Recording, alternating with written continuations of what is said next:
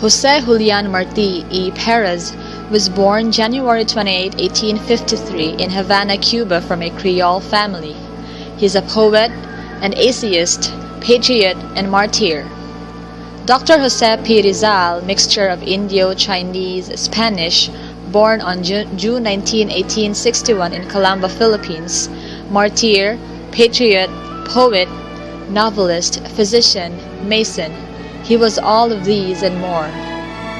Who would have thought, 8 years later, the same adjectives given to Marti would be embodied also by a Filipino?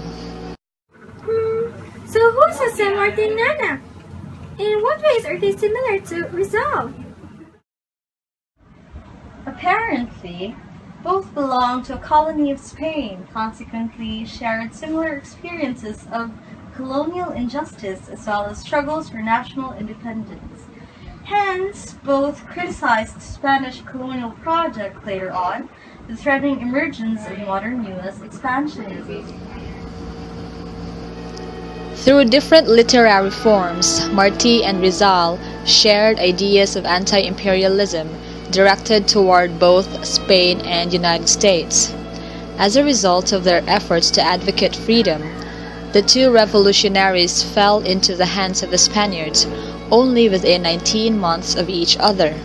Marti was killed in the battlefield on May 19, 1895, while Rizal was accused of instigating a rebellion he did not support and was executed by a firing squad without an official trial on December 30, 1896. Despite the overlaps in their biographies, they never actually met face to face, and there is an almost implausible silence about each other in their voluminous writings. Because of his continued political activities, however, Marti was again exiled from Cuba to Spain in 1879. From there, he went to France, to New York City, and in 1881 to Venezuela, where he founded the Revista Venezolana. And due to politics in his journal, Venezuela's dictator kicked him out, and Marti returned that year to New York City, where he remained, except for occasional travels, until the year of his death. For the next 15 years, he tirelessly campaigned for the liberation of Cuba. In 1892, he went to Cayo Hueso, the heart of the fragmented Cuban exile community, to form the Cuban Revolutionary Party. Elected as delegado, he made New York City the center of operations. There, he began to draw up plans for an invasion of Cuba. He left New York for Santo Domingo on January 31, 1895, accompanied by the Cuban revolutionary leader Maximo Gomez and other compatriots. They arrived in Cuba to begin the invasion on April 11 and then died a month later in battle on the plains of Dos Rios, Oriente Province. Marti's dedication to the goal of Cuban freedom made his name a synonym for liberty throughout Latin America. Ah, now we know! He's really like our national hero! Exactly! Rizal, on the other side of the globe, showed early academic excellence. He traveled extensively around the world and lived far from his native land. Rizal quickly became involved in Filipino expatriate circles in Spain and soon commenced work on his famous novel Noli Me Tangere. In this seminal work, Rizal dissected the Philippine colonial government and placed particular blame for its repressive nature on certain religious elements. When his novel Noli Me Tangere came off to the press in Europe, Rizal sent copies to, among others, Emilio Terrero y Perinat, Governor-General of the Philippines, and Father Pedro Payo, Archbishop of Manila. The Governor-General represented no problem. The Archbishop, however, presented a problem which did not go away. The Archbishop increased pressure on the Governor-General to suppress Noli Me Tangere as an inflammatory book and to arrest its author when Rizal got involved with sticky matter which concerned Dominican friars regarding their haciendas in Calamba. Accordingly, Governor-General Terrero put pressure on Rizal to depart the country. Rizal heeded the advice and traveled to Hong Kong. Meanwhile, the religious authorities carried out reprisals against Rizal's family, which included the arrest of his mother. During a visit in Spain, Rizal affiliated to Solidaridad, a Masonic lodge established in Madrid by people from various countries. Among the 8 founders of the lodge were 2 Filipinos, 3 Cubans, 1 Puerto Rican, and 2 Spaniards. Soon after its foundation, more Cubans and Filipinos joined the lodge, creating a transnational association of educated individuals concerned with the abuse of imperial power in the Spanish colonies. And in October, he departed for Hong Kong. While in Hong Kong, Rizal developed an extensive and lucrative medical practice, and there he formulated the Sandakan project. He planned to move the landless Filipino families from Calamba to Borneo to have a settlement area.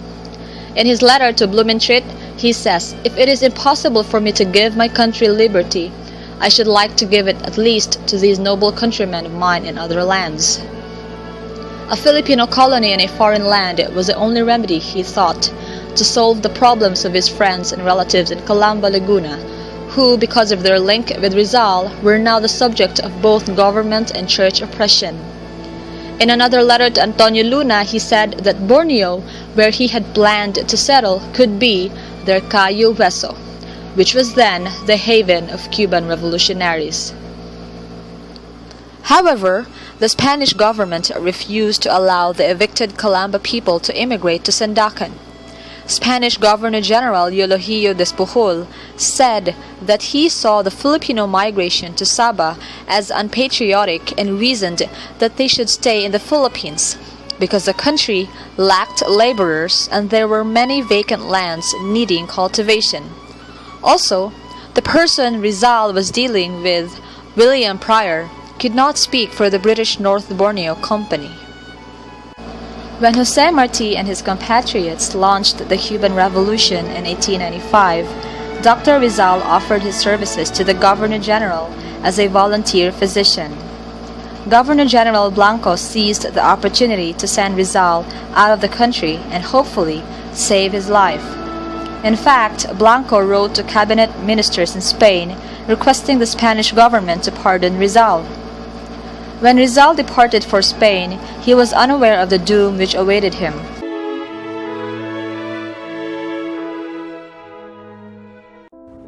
The story, however, does not end there. Like Cuba, the subsequent Philippine revolutions proved successful and removed European Spaniards from all positions of authority. So, what could be the allusions, Nana? First, interestingly, in order to produce national solidarity as a viable response to the Spanish imperial agenda, the two writers similarly turned to the manifesto form.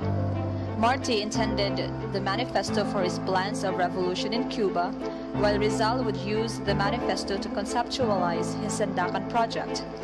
Marti's Manifesto de Montecristi seeks to underscore the history of injustice committed by the Spanish colonizers and to produce an urgent call for independence.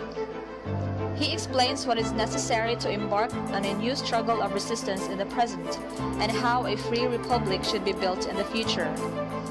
A similar emphasis on temporalities can be perceived in Filipinas dentro de 100 años, where Rizal analyzes the colonial past and present of the Philippines in order to contemplate the possible future that may await the country. Their texts similarly highlight the importance of imagining a national community capable of resisting the imperial power. And second, both Cuba and Philippines were under the colonies of Spain. Rizal and Marti knew exactly how it is like under the same umbrella. In fact, Marti briefly talked about the Philippines in at least 4 articles in his regular column in La Nación of Buenos Aires newspaper. Jose Rizal associated in a Solidaridad in Madrid, Spain, which was founded by Filipinos, Cubans, and Puerto Ricans alike. The interactions in various Masonic lodges suggest that an important element of the linkage between Cuba and the Philippines is drawn not so much from their anarchist allies, but from the liberal ideology developed and encouraged by Freemasons. The connection seemed evidenced when Rizal offered his services as physician in Cuba when the war broke out, which was led by Marti. It turned out that Rizal's hidden motive was to study and learn something from the Cuban anti-colonial struggle. In fact, he wrote Antonio Luna that Borneo, where he had planned to settle, could be our Cayo Hueso. Now called Key West, Cayo Hueso was then the haven of Cuban revolutionaries. Geographically, Cuba, considered as Spanish Caribbean and Philippines, the Spanish archipelago in Asia, share a common history when perceived within the broad picture of the 19th century Hispanic world. Third, Asian archipelago and the Caribbean island illuminates that they equally belong to the Hispanic imperialist trajectory and would suggest that they could communicate in circuit through Trans-Pacific. In fact, the letter exchanges between the Filipino Mariano Ponce and the Cuban Jose Alberto Izquierdo show that they not only shared similar anti-colonial ideologies, but also manifested reciprocal support for each other's struggle for independence. Interestingly, what Jose Rizal considered to be his Key West shares similar characteristics with Jose Marti's Key West of his own. Although Key West is officially part of the state of Florida in the United States, it was practically feasible for Marti to traverse the island and stay there because US and Cuba didn't have any specific or significant conflicts with each other. The same is true with Sandakan in North Borneo. Pryor, who was a resident of the place, supports Rizal's idea of settling there and building of a Filipino colony. Precisely because England has made a protectorate there, they didn't exercise considerable control over the area, which makes Rizal's plan of settlement feasible as well. From his exile in Spain, Marti traversed westward and landed to New York City, which is approximately 2,162 kilometers north of Cuba, and where he spent most of his time planning for the Cuban Revolution. But occasionally, he would go to Key West to join the Cuban exile community. Also, Key West is situated very near to Cuba, just 530 kilometers northwest. It is fascinating to know that Marti did not choose a farther place of refuge. He chose a rather adjacent Key West. On the other hand, Rizal had to flee from the Philippines because of the danger the circulation of Noli Me Tangere in the Philippines might bring him. He then goes to Hong Kong, which is approximately 1,318 kilometers north of the Philippines. There, he formulated the Sandakan project. Just as Marti formulated his plans for the Cuban Revolution in a place very far from his country, Rizal also planned for the Sandakan project in as far north as Hong Kong.